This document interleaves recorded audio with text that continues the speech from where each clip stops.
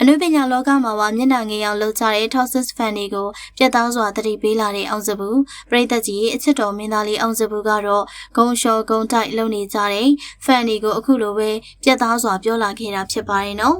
သူမိသားစုတွေမှာအခုလိုမင်းသမီးတွေကိုမိုးချိုးမြစ်ချိုးပြောတဲ့ fan တွေရှိတာအနုပညာလောကမှာသူ့အတွက်မျက်နှာငယ်ရတဲ့တခြားသောသူနဲ့ရှေ့ခံရတဲ့မင်းသမီးတွေကိုလည်းသူမျက်နှာမပြဝေမှုသူ့ရဲ့ fan အစ်ဆိုရင်သူ့ကိုအားပေးတယ်လို့သူနဲ့တွဲတရုပ်ဆောင်တဲ့လူတိုင်းကိုအားပေးရမှာပေါ့လို့ပြောပြီးတော့ကောင်းကောင်းကြီးကိုစုလိုက်တာပါနော်အောင်စပူဟာတပင်လောကကနေအခုမှအနုပညာလောကတွေကိုဝင်လာတဲ့သူဖြစ်လို့အနုပညာမှာဝါသနာပါပေမဲ့ fan တွေကြောင့်အခြေချစရာမရှိတော့အောင်မျက်နှာငယ်နေရရှာပါပြီဒါကြောင့်တောင်းယုံတန်ယုံမပြောတတ်တဲ့အောင်စပူနေနဲ့ fan တွေကိုသူ့ရဲ့ Facebook page ကနေစာထုတ်ပြန်ပြီးတော့တတိပေးလာခဲ့တာဖြစ်ပါရဲ့နော်အောင်စပူနေနဲ့ဘယ်မင်းသမီးနဲ့ပဲတွေ့ H နဲ့ပဲပြန်တွေ့သူ့ရဲ့ကိစ္စပါမိသားစုပရိသတ်တွေနေနဲ့အရှက်မဲ့တဲ့စကားတွေသဘောတူမတူတာတွေဘာညာသူ့ဘဝကိုဝင်ပြီးတော့ဆွတ်ဖက်တယ်လို့ပြောလို့တော့မရပါဘူးအခုတော့မင်းသားလေးကခြေလန်းအသစ်စယုံမရှိသေးတယ်အနုပညာလောကမှာမျက်နှာပြက်ရပြီလို့ဆိုပါတယ်ဒီတော့ပရိသတ်ကြီးအောင်စပူကိုချစ်လို့အားပေးတယ်ဆိုပေမဲ့သူ့ဘဝနဲ့သူ့အလုပ်ကိုတော့မဆွတ်ဖက်တယ်လို့ထင်မြင်မိပါတယ်